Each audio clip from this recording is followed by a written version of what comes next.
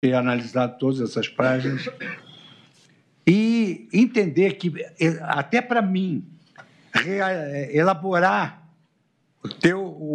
esse voto foi motivo de extrema dificuldade, eu vou dizer por quê. Não é um processo simples e já não seria tão somente pelo número de denunciados e de testemunhas, mas em caso salta aos olhos a quantidade de material probatório envolvido. Reportagem que foi ao ar em fevereiro de 2025 já indicava que a Polícia Federal havia apreendido 1.200 equipamentos eletrônicos dos envolvidos, 1.200 equipamentos eletrônicos, e logrado extrair 255 milhões de mensagens de áudio e vídeo, com peritos federais elaborando 1.214 laudos. Foi exatamente nesse contexto que as defesas alegaram cerceamento de defesa, em razão dessa disponibilidade tardia, que apelidei de um tsunami de dados que, no direito anglo-saxônico, se denomina de document dumping, e sem indicação suficiente e antecedência minimamente razoável para a prática dos atos processuais. Eu não sou um expert nesse assunto, mas a quantidade chega a 70 terabytes. Eu fui pesquisar isso, fiquei até... nem acreditei, porque são bilhões de páginas. E já apenas em 30 de abril de 2025, portanto, mais de um mês após o recebimento da denúncia, e menos de 20 dias antes do início da oitiva das testemunhas, foi proferida a decisão deferindo acesso à íntegra de mídias e dos materiais apreendidos na fase investigativa.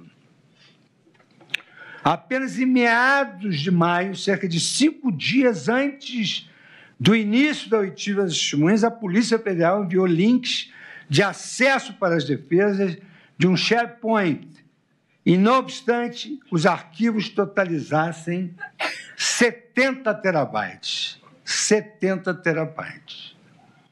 Pastas e arquivos que se encontravam sem qualquer nomenclatura adequada ou índice que permitisse uma efetiva pesquisa, como também senti essa dificuldade e, por uma questão de fidelidade, dizer que não só o ministro Alexandre de Moraes me mandou todos os discos, enfim, todos esses 70 terabytes, e também me convidou para assistir o depoimento das testemunhas.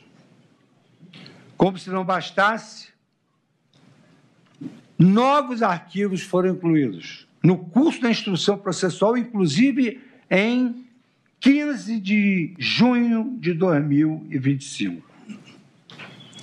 Há nos autos um professor de todos nós, que é da casa de vários ministros, professor titular da casa de vários ministros, professor titular da USP,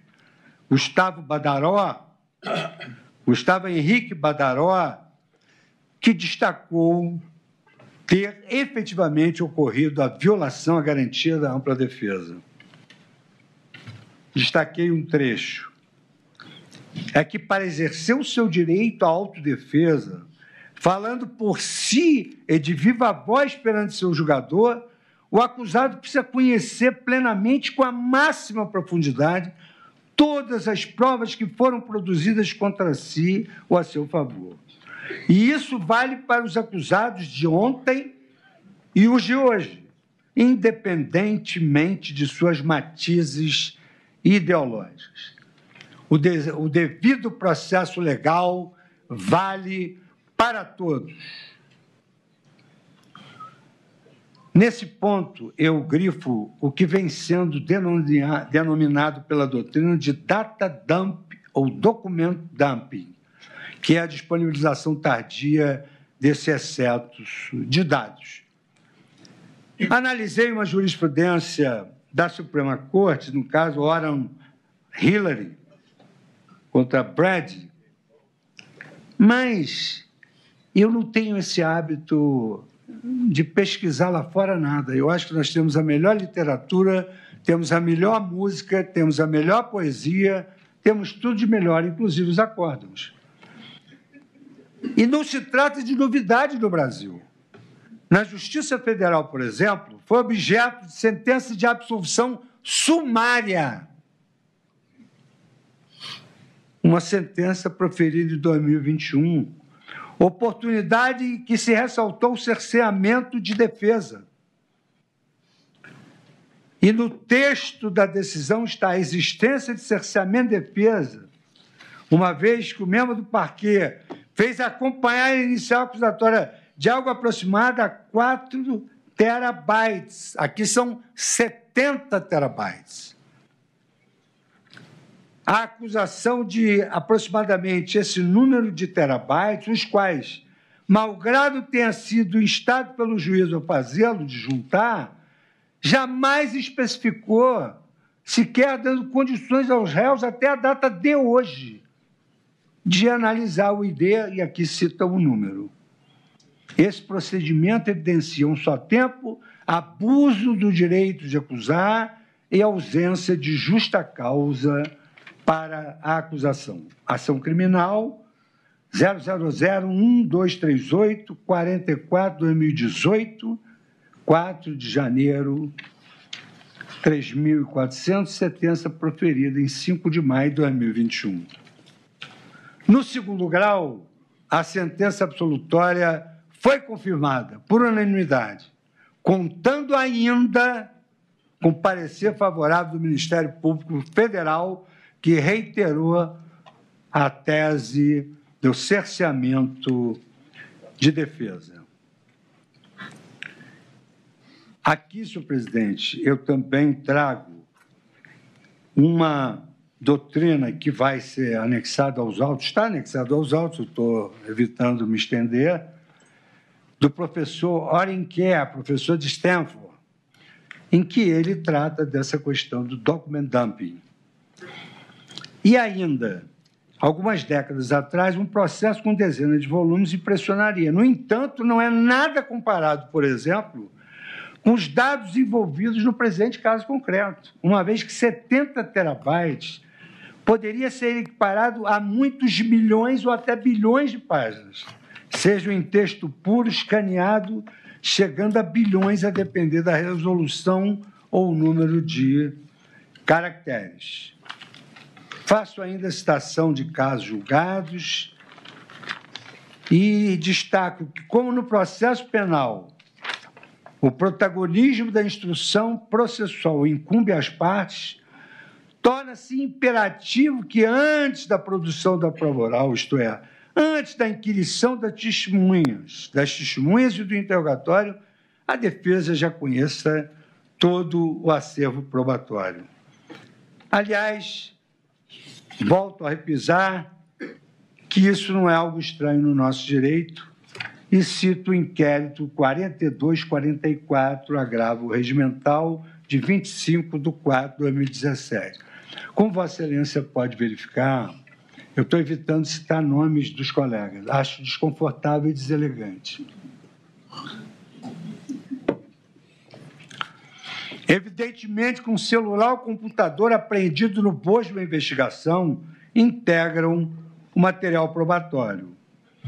Mas com tantos dados, tantas mensagens, tantas fotos, tantas fotografias de páginas saltadas de documentos, podem até não ser interesse da acusação, mas são essenciais para a defesa.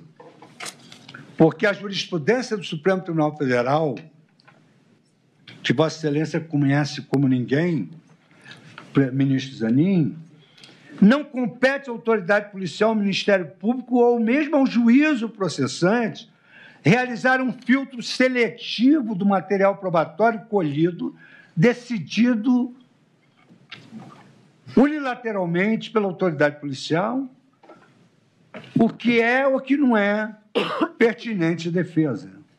O acesso amplo está na ratio da súmula 14, que permite ao advogado o acesso à totalidade do acervo. A possibilidade que existam dados considerados irrelevantes pela acusação ou pelo juiz, mas que possam ter elementos cruciais para a defesa, seja para corroborar a tese defensiva, seja para questionar a lisura da investigação ou a denominada cadeia de custódia de provas, é importantíssimo para a defesa. E há hoje doutrinas mais recentes que exatamente atacam esse ponto. O que pode ser indiferente para a acusação, o que pode ser indiferente para o juízo, pode não ser para a defesa. Ela, além dos fatos narrados na denúncia, é preciso que a defesa tenha também acesso a inúmeros dados. Veja-se, por exemplo, há pouco tempo foram inquiridas testemunhas cujos depoimentos influem na solução desse caso. Eu cito apenas, en passant, porque nós não estamos julgando esse réu. Um réu que depois que disse que ele elaborou uma minuta que tem sido objeto material da análise e da cognição da Corte. Então, voltando à questão de que nós temos jurisprudência tão mais moderna que a Suprema Corte Americana, que demora mais a julgar temas de desacordo moral da sociedade, e o Supremo é sempre Estado a decidir, porque o Parlamento não decide, que há desacordo moral lá e empurra-se tudo para o Supremo, isso tem uma virtude. É que nós temos uma jurisprudência mais evoluída do que a da Suprema Corte. Aqui eu cito a reclamação 80.133, julgada em 4 de junho de 2025. Nesse julgado está, com todas as letras, a manutenção das audiências de instrução e julgamento para datas próximas, com início em 6 de junho de 2025, sem que a defesa seja franqueado o acesso integral ao material probatório e concedido prazo razoável para sua análise, configura manifesto cerceamento de defesa, comprometendo a paridade de armas e o devido processo legal. Reclamação 80.133. Trago também o habeas corpus 218.265 da relatoria da segunda turma em 21 de fevereiro de 2024. Apenas pela importância, no julgamento a que eu me referi, Brady versus Maryland,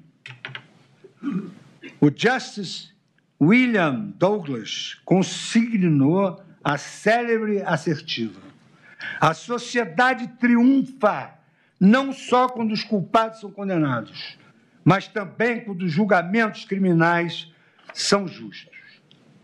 Por isso, senhor presidente, a egrégia turma, em razão da disponibilização tardia de um tsunami de dados, data dump, sem identificação suficiente e antecedência minimamente razoável para os atos processuais, e eu confesso que tive dificuldade para elaborar um voto imenso.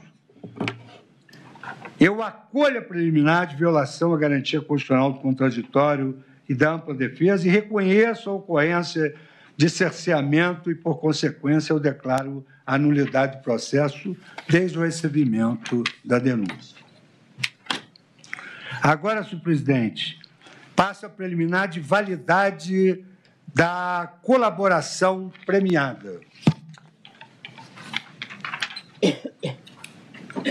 Senhor presidente, eu teci inúmeras críticas à delação premiada.